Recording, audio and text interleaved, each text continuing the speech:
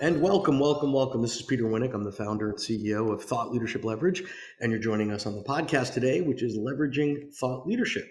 Today, my guest is Bill Bice. Bill has always been an entrepreneur, starting his first company at age 14, putting road races on with corporate sponsors. At 18, he started ProLaw Software, the first integrated ERP for law firms, and he sold that company to Thomson Reuters. He became a VC and a founding partner in the Verge Fund. And he is now the CEO of Boomtime, which is a marketing technology company. So welcome aboard.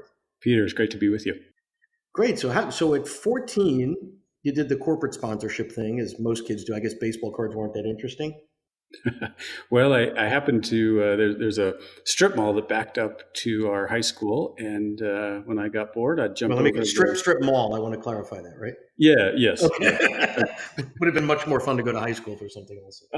It was the much more boring strip mall, but there's a little sporting goods empire there run by a local entrepreneurial couple.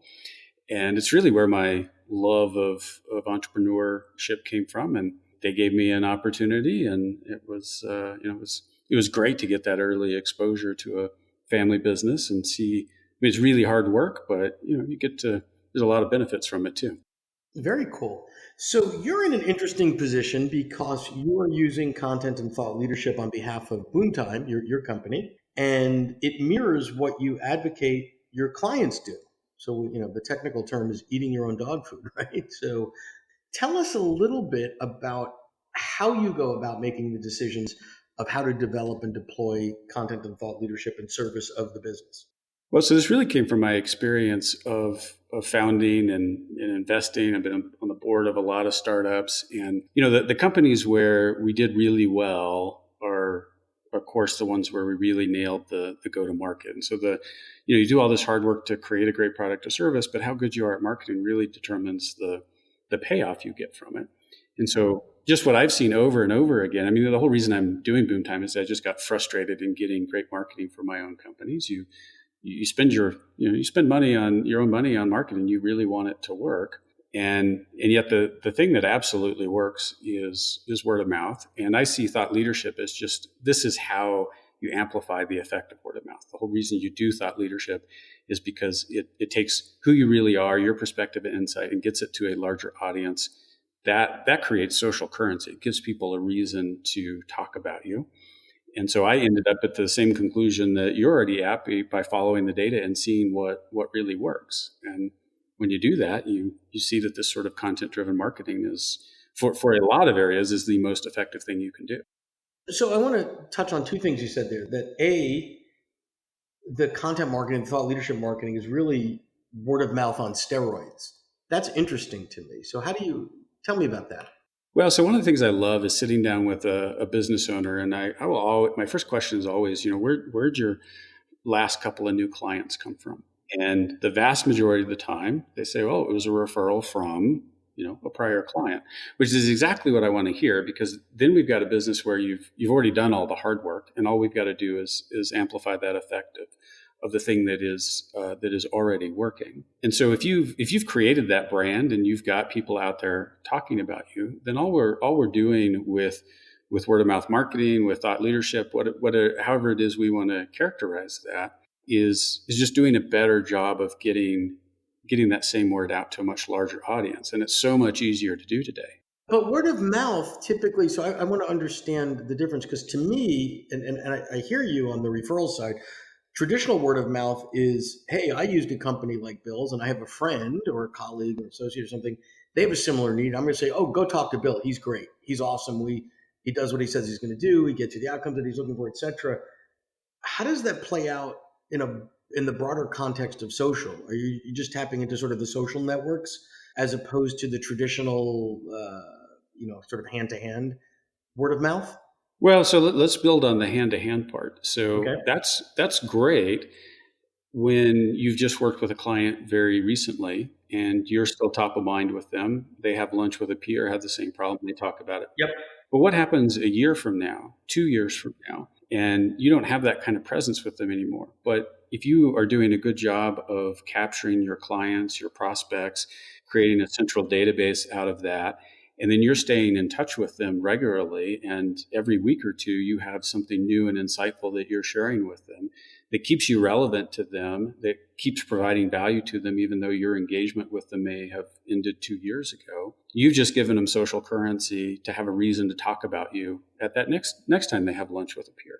So it's the same exact process. It's just that we're keeping it alive by growing that audience and staying in front of that audience over and over again. So you're extending that tail of top of mind recency beyond, right? Because I have clients that I've worked with a year, 2 or 3 years ago that were not top of mind to one another right now, but they would still say great things and refer. So you're sort of greasing the skids that way to accelerate. Yeah, if you don't keep reminding them and you don't stay relevant with them, then they're not going to keep sending you referrals. And there's so many places where, if you're in professional services, other professional service providers are often your best source of referrals. Yep. You may not even do direct work with them, but showing how you solve problems for their clients is such a great way to stay in front of them constantly.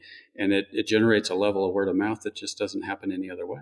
Got it. I want to touch on the other point you made earlier, which I forgot the exact word that you used, but it's something to the effect of, and then you follow the data, right? So intuitively for many people, content marketing school, thought leadership marketing school, let me jump on that.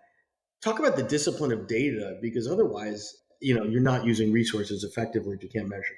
Yeah, absolutely. And so what we want to do there is keep iterating. And so if we're following the data, we're really understanding. I mean, I do the contrast with, that old quote that it got attributed to John Wanamaker. I know that half my advertising is wasted. I just don't know which half. Exactly. Right. Well, we're in the opposite problem now, right? We can see what every single person you send an email to, every single person that you put an ad in front of, you can measure every one of those engagements. So now our problem is how do we leverage that data? And it's not unusual to sit down with the head of marketing for a company and say, well, when's the last time you went into Google Analytics? And it was 6 months or 18 months ago. Okay. And the reason is really because the data is overwhelming. And part of what makes it overwhelming is we have these silos of data. So, our core marketing program ought to be the website at the center, LinkedIn to build a bigger audience, and email to stay in front of them. And if you tie the analytics to all of those together, then you really get to see the customer journey across those different channels, because that's what really matters. And if you've tied all your content together on your website, so to give you a specific example, I want every email I send out to drive people back to my website. I want all that content interconnected. And then what I really want to do is look at just the website visitors that came from my email, so I can understand how they're using my content, what was really relevant to them. So I can learn from that and keep making my content better and better every time. So it's the power of the iteration, right? Because it's interesting what you said is we went from an era of not having any data to easily being overwhelmed by it. The Goldilocks of that is making sure you have the right data to make the right decisions at the right time. Tell us a little bit about how you take what you're doing for yourself and serve your clients, because talk about the business side of it for you, and obviously if it's working for you, right, you want to replicate your best practices on your client's behalf. Yeah, and it was really the other way around, right? I got into this and saw it from the standpoint of the data, just because I'm a programmer at heart, and I got really excited about learning what really works in marketing, got it working for clients, and then eventually had the breakthrough of treating ourselves as a client and doing for ourselves exactly what we were doing for our clients, and broke out of the whole, cobbler's kid shoes problem. Yep. And so, it's really wonderful to be in the middle of that and experience it for ourselves. But really our advantage is that we've got data across hundreds of companies. And so we learn much faster since we can aggregate all that data and see the trends just as they are happening. If you're enjoying this episode of Leveraging Thought Leadership, please make sure to subscribe. If you'd like to help spread the word about our podcast, please leave us a review and share it with your friends. We're available on Apple Podcast and on all major listening apps, as well as at thoughtleadershipleverage.com/podcasts. Interesting. So I want to ask you something that we encounter with clients fairly often, which is, I believe, and I don't have any data to support it other than the work that I do, that everybody has a favorite content format that they like, right? So if you're a reader, it's words. If you're more visual, it might be something graphic like Instagram. And oftentimes it's a struggle to convince people that there are people that are not like them, that might not want to read a 3,000 word article, or would prefer to see the same information in a different format. How do you go about working with your clients, showing them that you've got to sort of have worms on multiple hooks? Yeah, so it really is the data, and the moment that you take the same content and create multiple versions of it, create the 45-second video that the CEO snaps, or create the animation that goes with it, or create the pull quotes, and compare that with just the longer form content by itself, or using all those forms to drive people into the longer form content, it becomes just obvious in the data. Getting people to invest in video is one of the hardest problems, but yet it's what really, it absolutely pays off. And I think and maybe it's just because I'm so data driven, but I think the only way to do it is to prove it in the data. So when you say, video is the hardest, that's interesting to me because, cost isn't a factor for the most part anymore. Why is it? People are uncomfortable. What do you think the blockers are from getting people to play with video a little bit more? Well, so we got to start with I think if we talk about the content for just a second, it'll make that clearer, because one of the biggest challenges in almost any small business is creating that regular flow of content. And I don't see companies doing it internally successfully on a regular basis. Okay. You've got to find an outside resource. The ideas are there, right? Sure. I can sit down with the CEO of a company and get 6 months of editorial in a half-hour brainstorming session. And our approach to solve that problem is a large network of subject matter experts. Sure. Because I want to pull somebody who already knows your audience, already knows your industry, and just have them write about the things that you know inside and out. And then you just translate that same idea. So that gives us a steady flow of really great content. But then asking that same very busy CEO to sit down and take that video, which doesn't have to be hard. It's just that if you're not in the habit of doing it, I mean, it's just like what you're doing with your podcast. Like, it's really tough for somebody new to it to do that, but you're great at it because you've been doing it for a long time. You got a system around it. It just works. But if you're new to it, it's tough. So it's really that. I like the habit comment, because then it's about how do you develop a new habit, whether that's diet, exercise, creating video, whatever. There's a whole body of science on how best to do that in terms of surround yourself with systems and processes, do things at regular time, schedule it for it to happen, etc. So I like that. Could you tell us a little bit around the impact or the ROI that you've seen through thought leadership versus other forms of marketing? Because, thought leadership, I've been doing this for a long time, has now reached almost sort of buzzwordy level, right? Almost you're hearing it ad nauseum. And to me, it's like, it's all about the return, right? So it's not that it's more popular today than it might have been 5 years ago.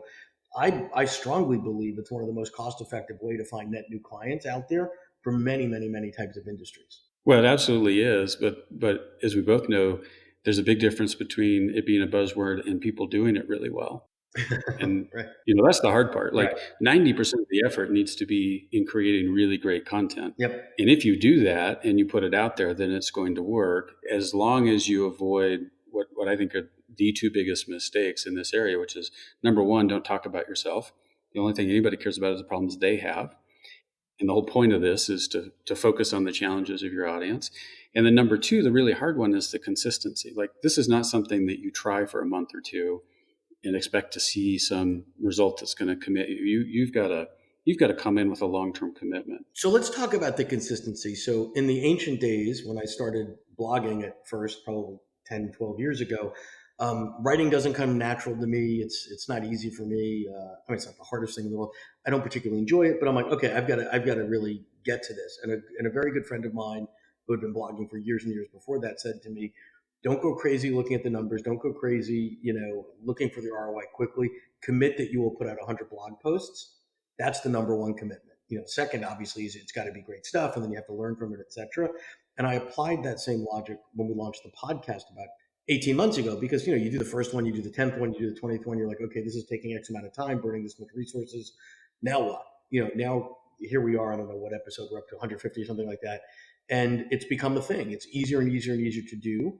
There's a little bit of a flywheel effect. And I agree, it's hard to commit to something in this instant gratification world where we don't see a return for a while. But is that what you're pushing to your clients as well? Yes, because the number one problem with this is we're really overcoming everything else you've ever done in marketing before, because every quick miracle you've been sold before didn't work. Right. And this isn't a miracle solution. It is a long-term commitment, but it also works, but only if you give it that commitment. I mean, you'll see signals.